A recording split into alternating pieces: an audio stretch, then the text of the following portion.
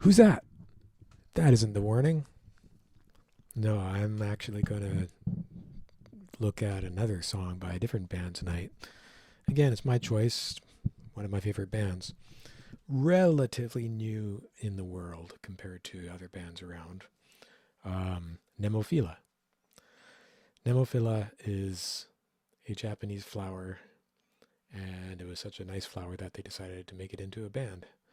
No, so anyway, Nemophila is uh, Meu, who's over on my right. Uh, yeah, so for you, there. That's Meu. She's the singer, and she was the founder of the band. She formed the band um, for her own project. Uh, Saki, who's not in this picture, she's the guitarist who's going to be off somewhere else. Um, she has a guitar named Killer. Yeah. Hazuki, you can't really see her here either. Maybe that's the edge of her guitar over, over there. But she plays generally plays a blue guitar. She plays Ibanez guitars normally. She has a very beautiful looking Ibanez with swirly um, things on the fingerboard. Uh, then we have Haraguchi-san. That's Haraguchi-san right over there playing bass with the red bass. She's awesome too. And Tamu Murata, right about there. She's playing the drums. So the short story, and I'm not an expert, but the short story is that Mayu, the vocalist, was in a band that she wasn't particularly happy with her involvement in. She wasn't satisfied with what she was doing in it, so she wanted to do a recording project of I don't know how many songs, maybe one song, maybe a few songs, in a style that she liked and would show off her vocals more. So she contacted someone who contacted someone who contacted someone who contacted someone, and this band was formed. I don't remember the order, and I'm sure you guys can tell me the order of events. I believe she may have gotten in touch with. I know that she got in touch with Haraguchi-san, the bassist, first because that's an old friend of hers. I don't know if it was from music school or just from school in general, but they knew each other. So she was like, "Hey, I want this bass player," and I think probably the bass player said, "Okay, well," or maybe Mayu said, "Okay, let's get uh, Saki, the guitarist, or something like that." And Saki said, "Okay, great. I'll do your recording with you. I'm in this other band, but I'll do this." Uh, and I know this fantastic guitarist named Azuki, and she's kind of a legend also in the field in Japan. I've been his artist and working in another band as well. And then one or the other of them said, "Okay, well, you know, th- there's this amazing session drummer, Tamu, who's like totally huge, and she can do this stuff without even thinking about it. So we can get this done really well, and it'll be great, right?" And she does metal and everything. It might have been a different order. It might have been Tamu brought in the other two, and then Tamu, the drummer, was the first after the bassist. But I get that's the general gist. Some people there's different points of view about whether this would be considered a supergroup or not. It's a semi-supergroup. It's a supergroup in a sense that Led Zeppelin was a supergroup, maybe, kind of, right? Because Led Zeppelin was Jimmy Page, who was a super legendary guitarist already at a young age from the Yardbirds, and John Paul Jones was a major name session guy on keyboards and bass and arranging and composing. Um, and they were looking for a vocalist, and they wanted Rod Stewart or someone like Rod Stewart, I think it was. And so they heard about this. They were talking about this guy around town who was incredible named Robert Plant. And Robert Plant said, "Okay, I'll join this, but you got to bring in my buddy. You got to check out this drummer. His name is John Bonham," right? So it's kind of the same situation, and it became a supergroup kind of as it was forming. It was partly supergroup members and partly semi-unknowns, local big names, but no one famous in the world. Same with Nemophila. Some of them were like legends, like Tamu, the drummer, um, the Saki, the guitarist, both huge names. But Hazuki also quite a well-known guitarist, and so they kind of put together a super group. But anyway, regardless, I think they're a super group, and I think they're fantastic. So they change genre quite a bit, even though they're always kind of based on metal. Um, it seems like they're always experimenting, always trying different things, and Mayu, the singer, changes her style quite dramatically all the time too. But this song, which is called Revive, it reminds me of when I first heard The Warning. The first song I ever heard by The Warning that I was aware of hearing. I mean, I think the first songs I actually heard were when they were little kids, way back, and I didn't connect the two pieces together in my head till later.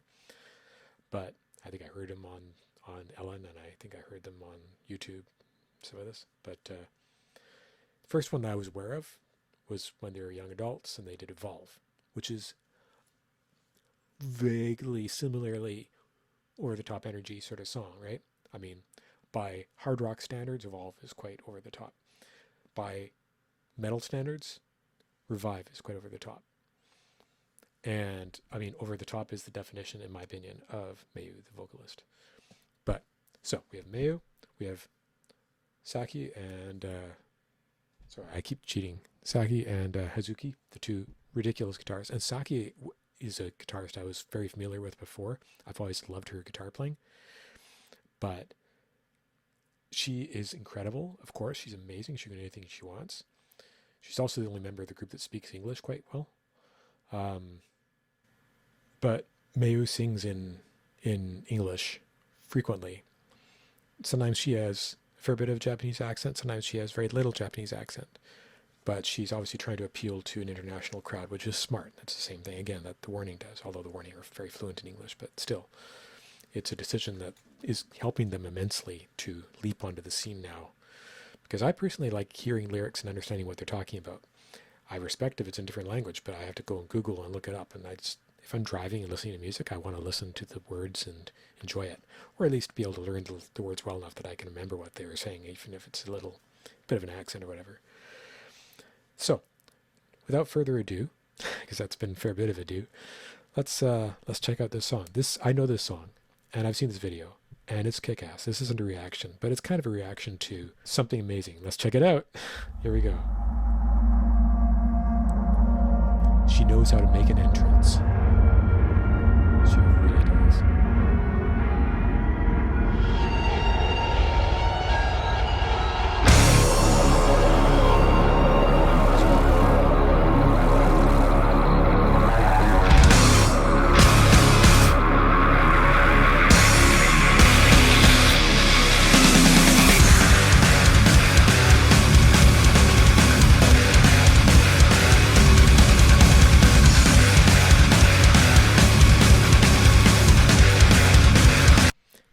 Gotta stop it. I'll play it again from the beginning. I mean, I know this song, this video, but I knew the song first from listening to it in my car without actually seeing the video, and I only just recently saw the video, like in the last few days, and I was like, what the hell? This is incredible. She makes such an intense entrance. She has so much energy, the vocalist, Mayu. And this was a cool period because she had red hair, shocking red hair, and they did such a good idea. The video, whoever filmed the video and did the post-production, there are a lot of tricks to make things, certain colors pop in video. And her blue jacket, I guess it is, and red hair, they emphasized them so well without it being ridiculous looking that it's like a real life animated version of herself running, but it's just the way she looked in this, and it's incredible. It gives such a shock effect, and the energy of her just running and going through this. And you'll see something interesting about lyrics in their songs. For an intense sort of thrash metal and speed metal type band, post-grunge thrash metal speed stuff, I don't know exactly what you'd call them. They change so much, but that's kind of what this one is. They have a very positive set of lyrics, and I believe Mayu is the main contributor to lyrical content in this band. And So she is at least partially responsible, if not maybe possibly entirely responsible for the meanings behind these songs.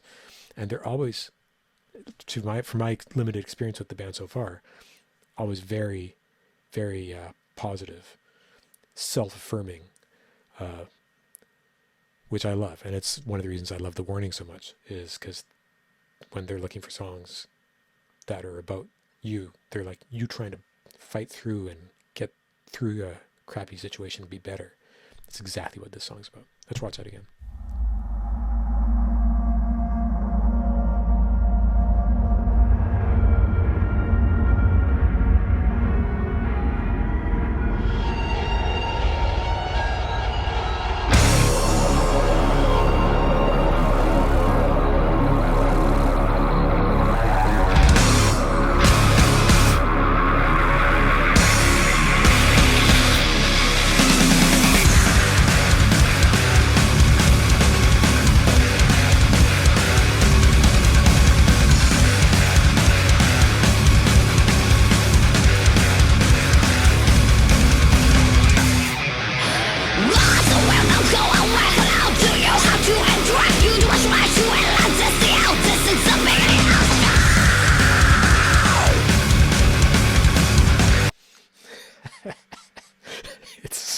It's so awesome.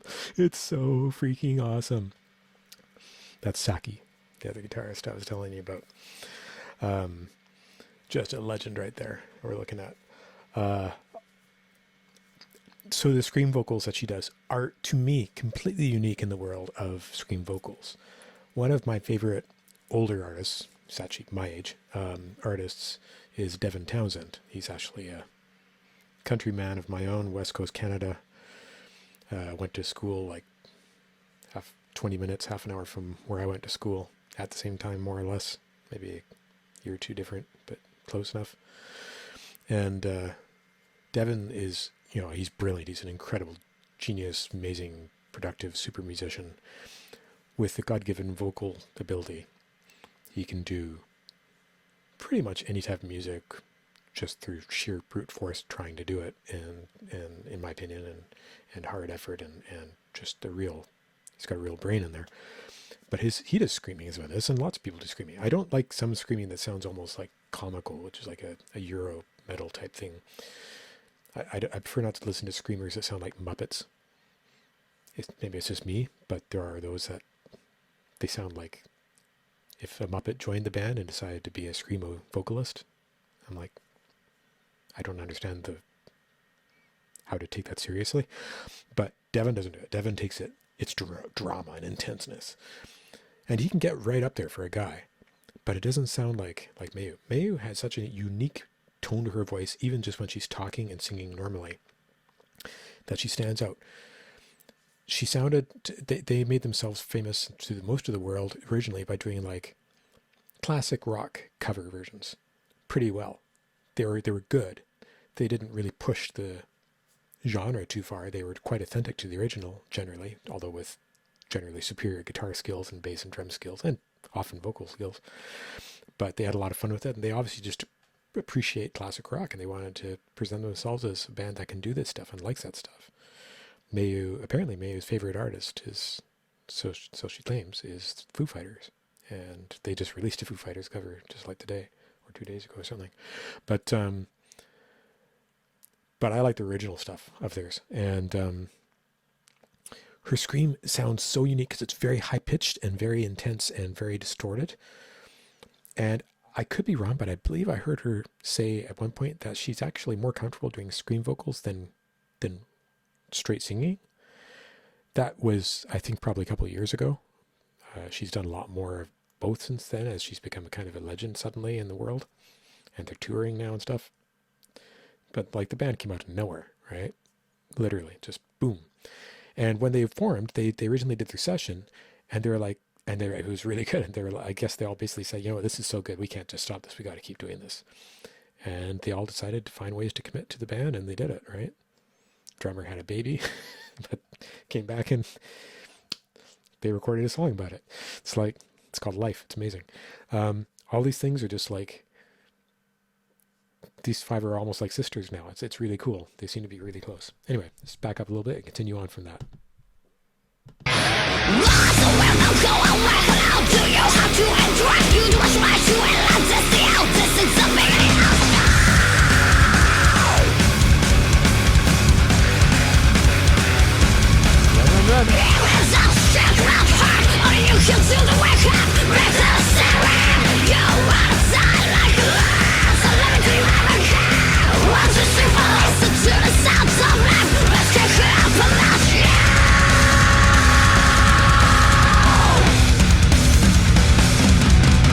Keep on rising up, you can run the hell away. You need to have a battle, you never rebel to the sun.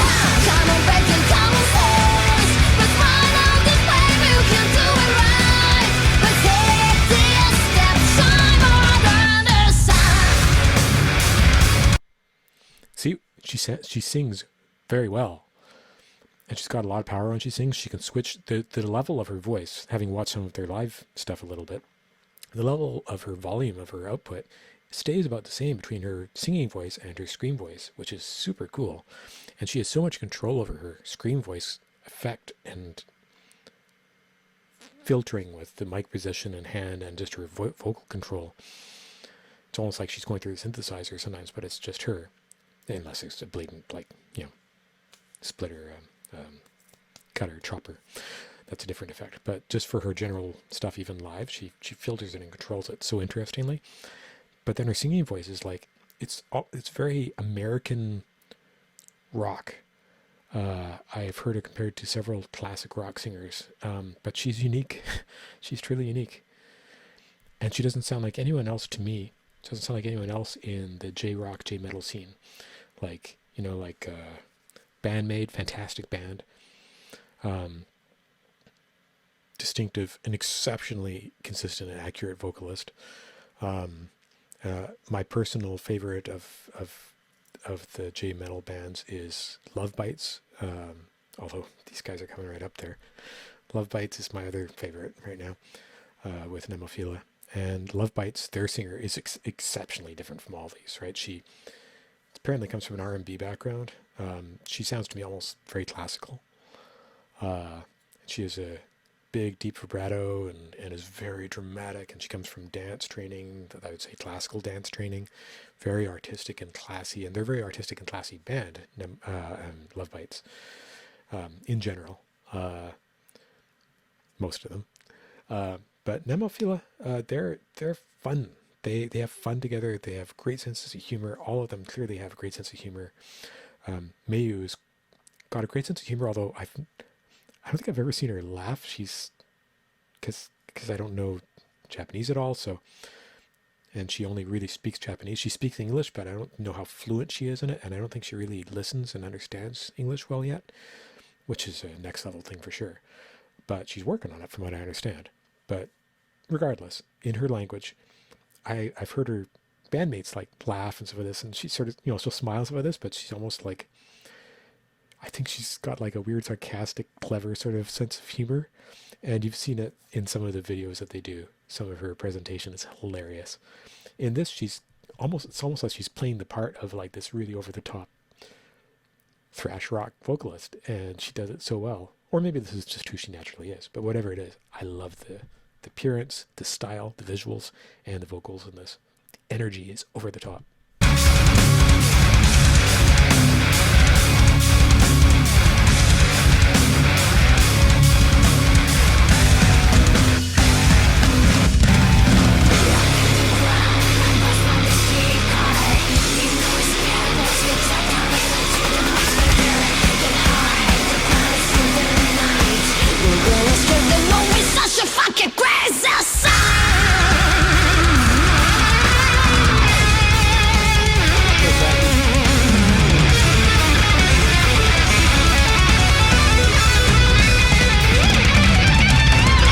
Okay, sorry, I gotta rewind that solo. That was bizarre. I never really paid attention to her tonality in that.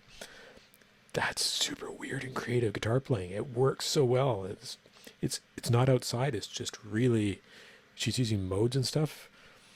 That's so bizarre and creative and inventive. The middle part of that solo.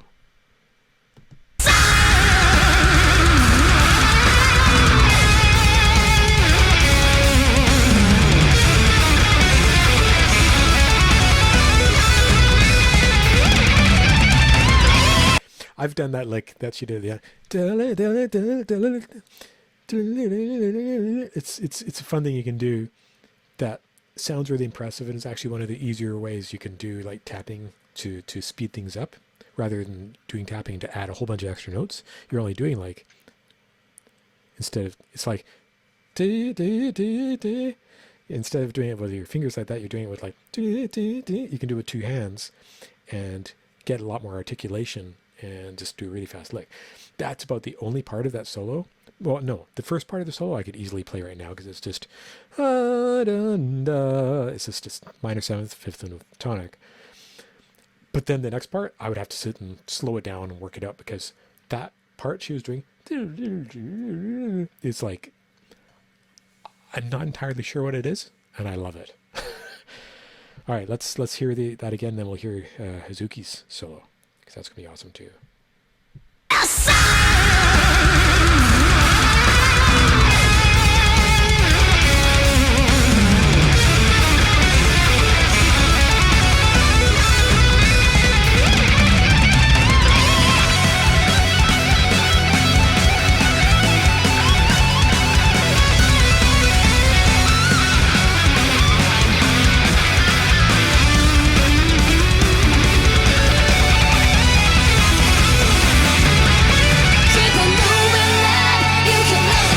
And Hazuki is just so amazing. Hazuki makes incredibly shreddy guitar solos look just like, I think I'll do this one now.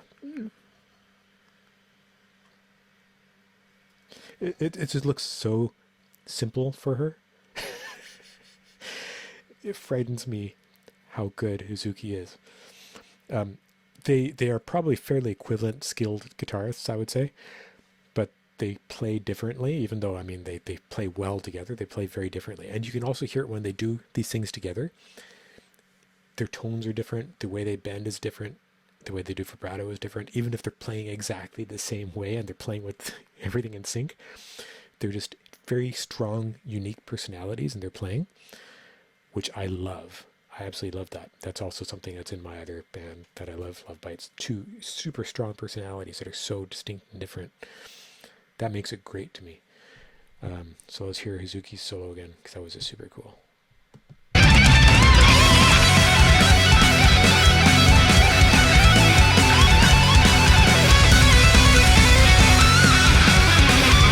Okay, so yeah, the first part of that, that's, once you've learned how to do this on a guitar, it isn't super hard. But then the next part, which looks equally easy for her, so she's sliding with her index finger and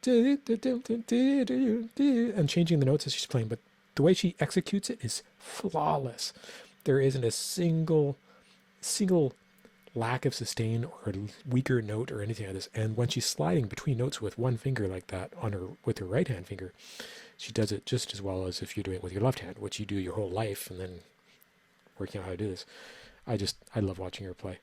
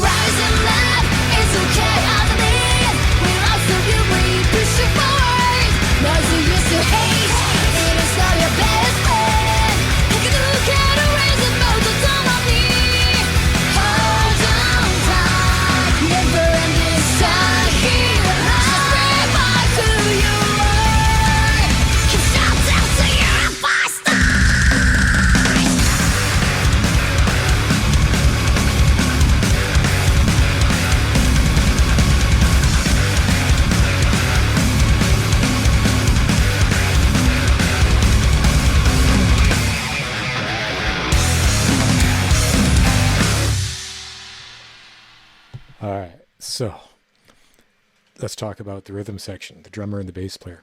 Haraguchi-san, the bassist.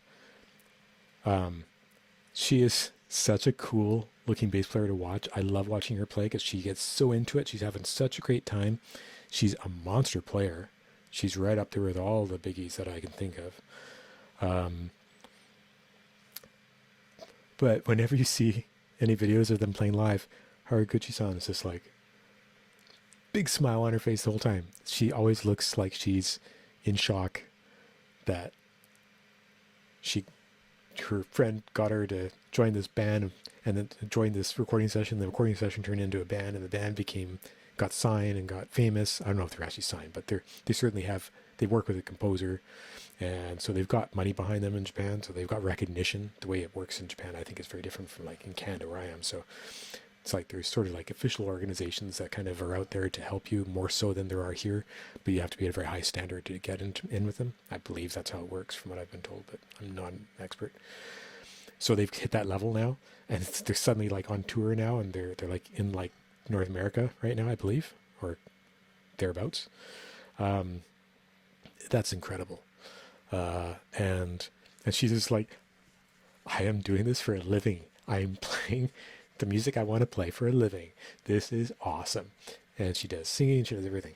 And Tamu, the drummer, is, as I mentioned, one of the greats. She's one of the real greats on drums, regardless of genre, regardless of where in the world you're talking about. She is, I believe, generally a jazz fusion drummer, actually, or jazz rock fusion drummer. I call it jazz fusion in this case because she really seems to have that technique down. Well, she has a lot of techniques down. I haven't seen her play like jazz. Jazz fusion is a different thing. Jazz fusion is more like instrumental progressive rock with a soft side and some jazz chops and knowledge in it. I was in a jazz fusion band for years. Charivari. I was originally a bassist, then I was a guitarist, and whatever. But rock on. But Tamu is, if you check out all the double kick she's doing this stuff, it's just like so easy and so perfect when she does it. She can literally play anything you want her to play. If you check out some other videos of other bands, if a band needs a fill-in drummer, then she'll come in and fill in for you. Tamu will. Tamu Murata. She sight reads music and she plays it flawlessly. Watch some of the stuff out there, regardless of genre. Metal, instrumental, jazz fusion, pop, progressive, anything. There's incredible stuff out there. So you're looking at some of the top players in Japan right now. So that was Revive. That's Nemophila. There are lots of other amazing videos from them. This is actually from a couple of years ago, I guess it is, or a year ago, something like that. But they actually have a newer album this already. And I'll get to their stuff more and more. But I keep focusing on my favorite band, The Warning. But I'm an old rock guy, right? But these guys verge onto classic rock and hard rock as well at times. And I love bands that do that sometimes. I love bands with lots of different styles. I love classical music too, so it depends where it goes. I also love jazz. So some of these bands do the different things. I'll keep hitting on it. But for now, I hope you enjoyed this. This is an incredible group of musicians. And I'm going to try to discuss some of their stuff more in detail as we hit some of their other songs. Thank you very much for your time, guys. Have a good evening.